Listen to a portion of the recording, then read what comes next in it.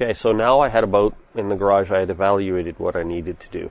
The next step on the boat was to start working on the transom. So the first thing I did was pull the engine.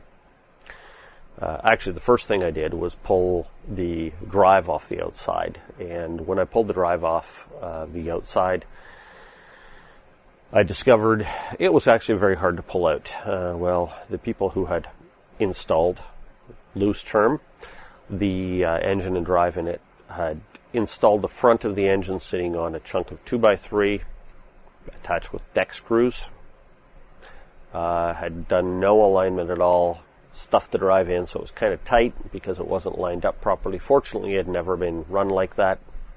Not that the boat would have even floated the way it was.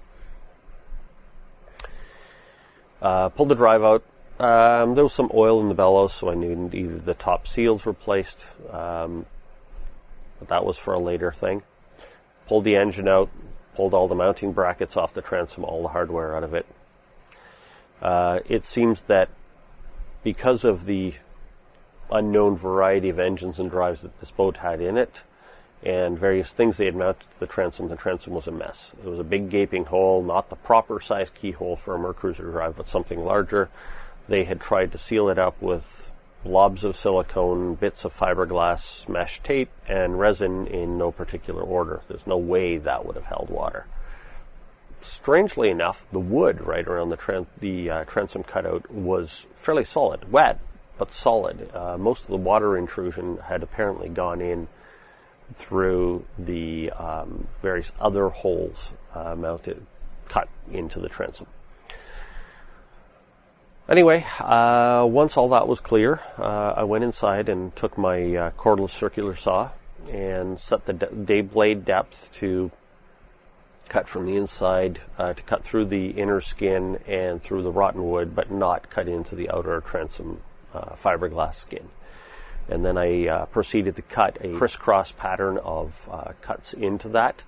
I also used a cutting blade on a grinder to cut near the outer skin of the boat, cut through the inner skin of the transom near the outer hull of the boat, around the edges, and then proceeded to pry, dig, scrape, chisel, and vacuum all the bits of rotten wood and fiberglass out of there.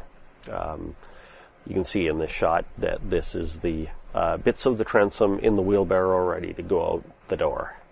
Interestingly, this transom I discovered had an extra thin layer of fiberglass between the two layers of plywood in the middle of the transom, which, from what I could tell, all it served to do was trap the moisture even better to make it rot more. Oh, and what I did too is I left the stringers in place. Just cut the last 1.5 feet of the stringers out. Left the rest of the stringers in place to support the hull until we got the trailer improved. Which my dad actually started on while I was doing this. He started working on the trailer underneath during the days when I was at work. So you can kind of see in a few of these shots where we actually extended the frame, welded some more frame on, and then eventually extended the bunks and the supports for the boat to support the back of the boat. Anyway, back to the transom. What we did with the transom was I then ground the surface of the inside surface of the transom clean, wiped it all down with acetone, and then started measuring for the new plywood for the transom.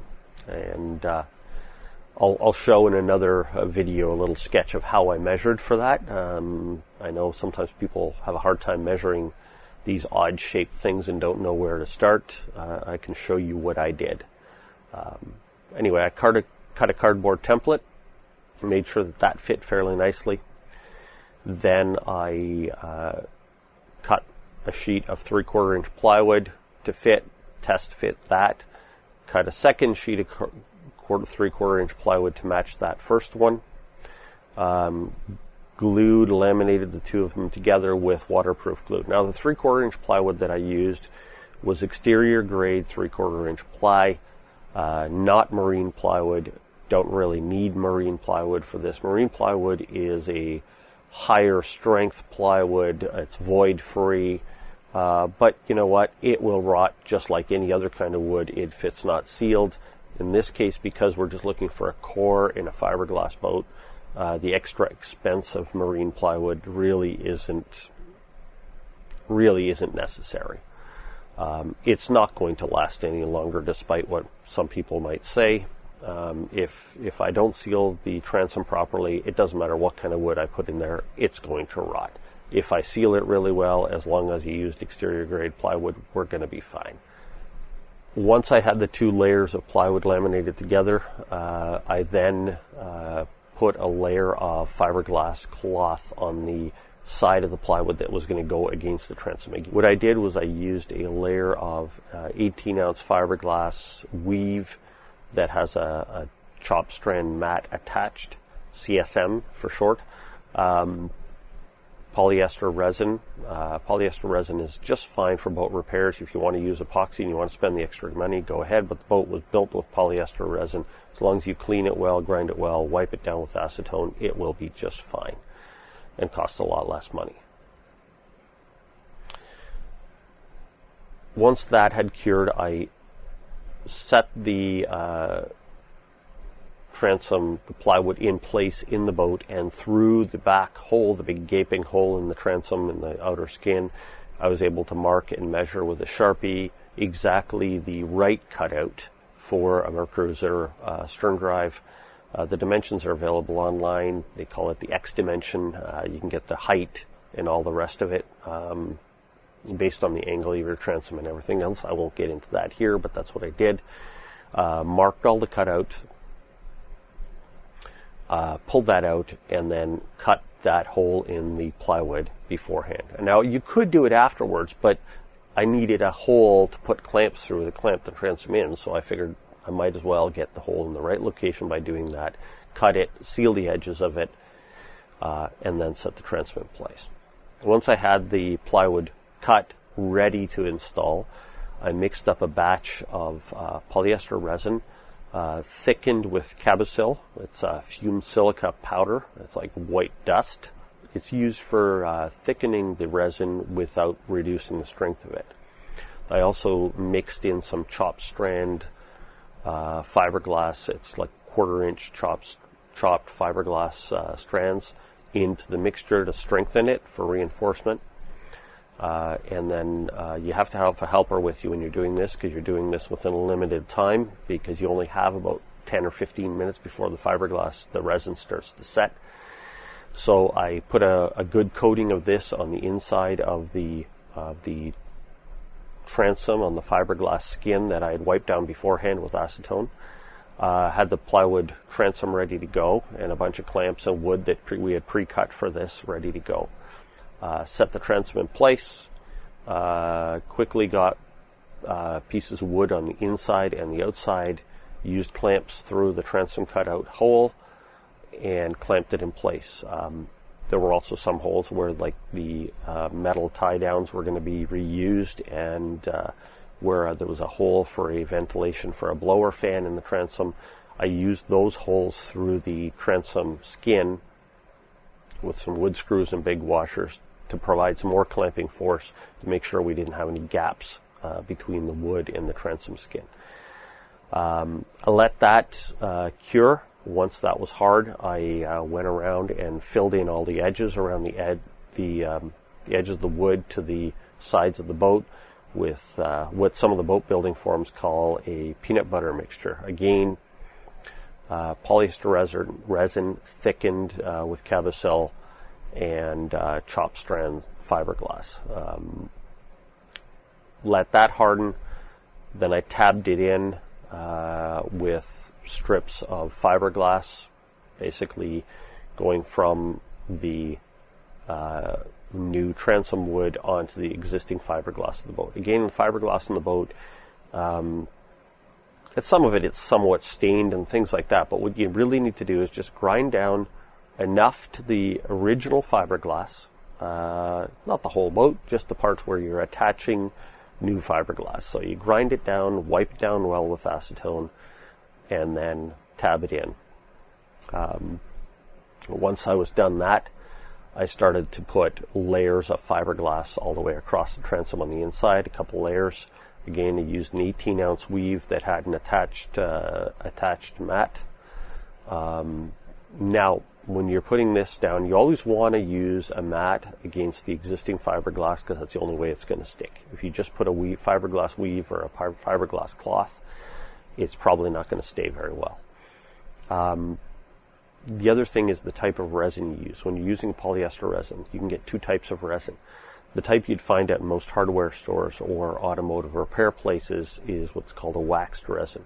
It dries or cures to a fairly hard, fairly smooth, shiny finish. If that's what you use, that's okay, except that between each layer of lamination, you have to let it cure, and then you have to sand it, and then wipe it down with acetone before you put another layer on. Otherwise, it won't adhere properly. What is a better option is to go buy bulk 5-gallon pails from some marine supply or fiberglass place of unwaxed or laminating resin. When it cures but stays tacky on the surface, and it's just ready for another layer just like that.